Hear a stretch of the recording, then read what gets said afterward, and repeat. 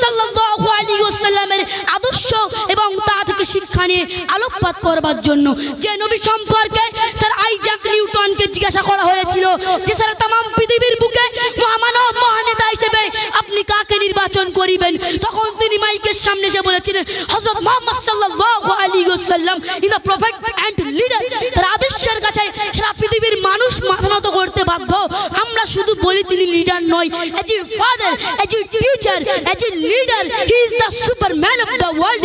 তিনি পিতা হিসেবে অতুলনীয়, শিক্ষক হিসেবেও অদ্বিতীয়, লিডার হিসেবেও সর্বসেরা। তিনি আপন আদর্শ দ্বারা সারা বিশ্বকে জয় করেছিলেন।